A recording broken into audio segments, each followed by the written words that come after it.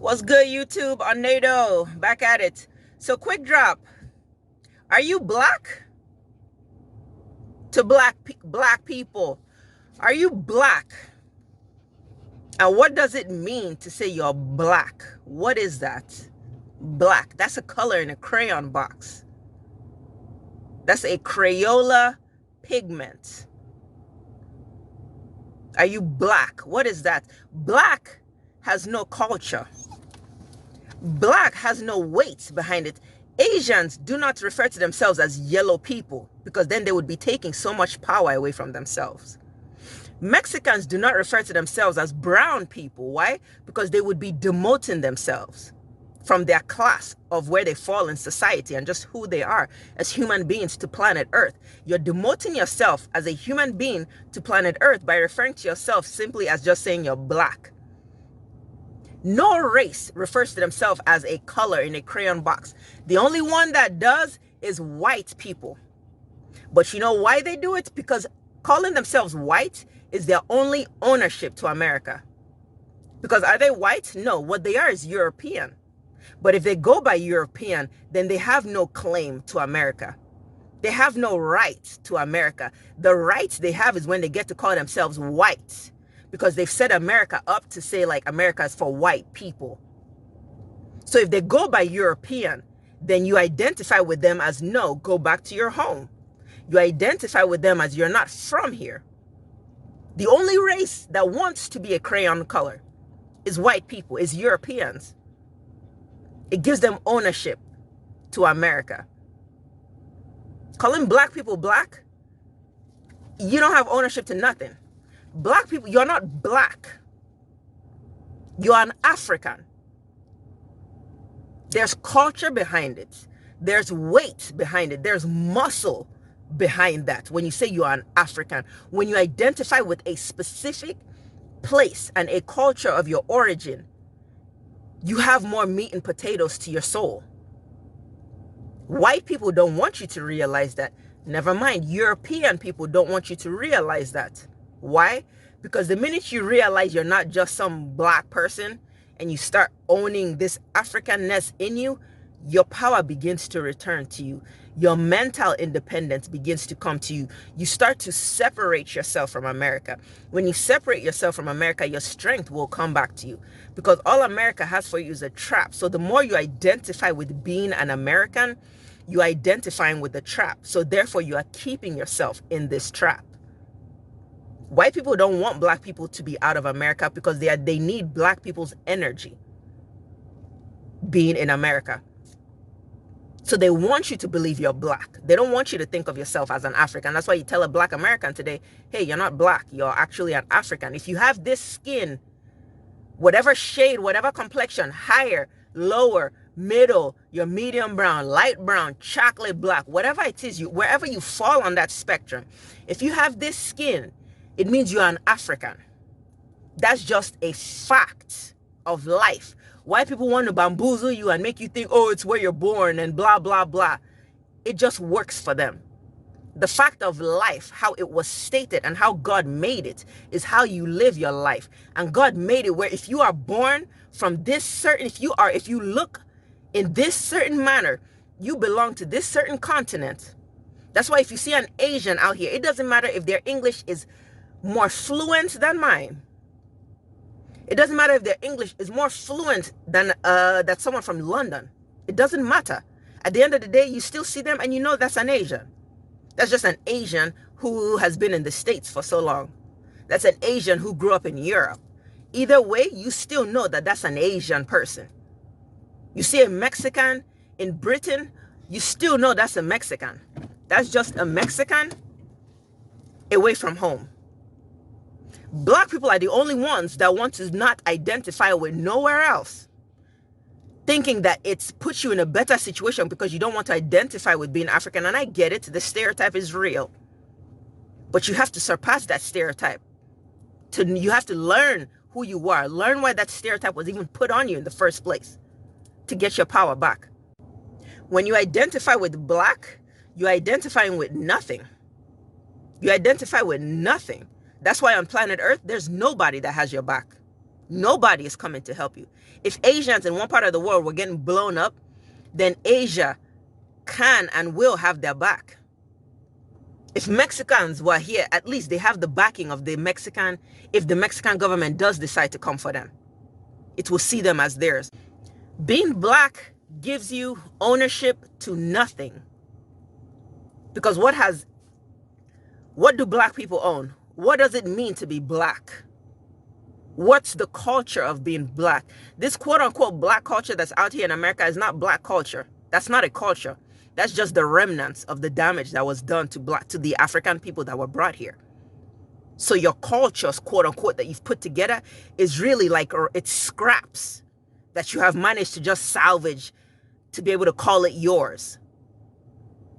Because who is taking black culture in America seriously, worldwide? If they are addressing congregations of the world and they say, bring your culture, come and represent who you are for the world to see. What are you bringing as being black culture? You see, people respect cultures. There's depth in culture. There's reasoning in culture. There's wisdom in culture. There's history in culture. But history of what? Black? That's why every Black History Month, you repeat the same things over and over and over and over again, because there's no history in it. There's no culture in it. There's no depth. Black History Month, there's nothing new that's ever brought up. You simply go over the same people. Oh, this person gave up their seat. Oh, I have a dream speech. Great. Okay, what else is Black history? That's it? That's it? Oh, okay, because I'm pretty sure if you were lining up what African history is, it will be miles and miles and miles of history. If you line up what Asia's history is, it will be miles and miles and miles of history. Bring the same for any brown nation. There's miles and miles and miles of culture and history that add up to it. Only when you get to Black history, all of a sudden, all you get is 2 pages. We all hopefully attended some kind of schooling. I won't say hopefully because whatever, but just, I'm pretty sure most of us have attended school and we all took U.S. history. You know, the textbooks be this big, and then the section on Black history is like 5 pages. A whole textbook on U.S. history. But then the section on Black history is like 1 chapter long. But Black ties into America. There's no weight in being Black. There's no strength in being Black. Being Black is just a result of what people have, is a result of what Africans have gone through in America. So walking around calling yourself, I'm Black, and feeling so sure in it, you're referring to yourself as just scraps. But when you come with a culture backing you, you come in with strength behind your name. Whether they respect your culture or not, there's still a certain level of just respect that will still come with it. There's a certain line that they just still cannot cross. Even my experience in this country, when they think I'm Black, it's just whatever. When they hear I'm African, it's like, oh, okay, you're actually from a place. You're actually a different person. So they can't just come and talk anyhow. The vibe changes a little bit, regardless of the stereotype of Africa. It's a different entity when you're talking about having something behind you. At the end of the day, learn that you are an African.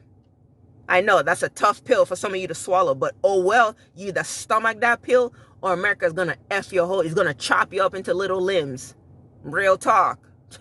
Think America's playing with you. You don't know what America has coming for you guys. Your only defense is to know you are an African. You have to learn that truth about yourself. Ain't no shame in it. It's beautiful. Learn the history. Learn your history. You are an African. You are not Black. You cheapen yourself when you say you are Black. When you say you identify as being from a place with history and culture, you elevate your game a little bit. Because you're walking in a little bit more confidence of just who you are. White people know Black means nothing. So when you're walking around here claiming to be Black, it's like a bobbleheaded, basically a leaf in the wind. You go wherever America has sent you to, being black. But you're not black, you're an African. And I promise you, there's so much goodness and there's so much power in that knowledge. You just have to stop being scared of it, black people. You just have to stop being scared of that concept. White people want you to be scared of Africa. You have to learn to stop being scared of being an African. It's time to put on those muscle shoes, because it is going to take strength to really own that, especially if you're not used to owning it. So you got to go dig deep inside you, find that muscle to be different. Find that muscle to stand in a different lane and know you are an African. The minute you start to come in tune with that knowledge of you are an African, you're not just a black person, watch the strength begin to creep into your soul, and you will walk different. You will talk different. People will look at you different, and they will treat you different. I promise you, you are not black. That's cheap. You are an African. That's quality, and there's royalty in it. This isn't just an African feeling themselves and looking down on black Americans. I love y'all. That's facts. That's why I say this, and that's why I put this message out there, because I want to see you guys shine, and I want to see us shine as Africans all across the board, at home, abroad, wherever. The minute we collectively start to own this power, that we are an African people, we are untouchable at that point, man. I swear. Much love.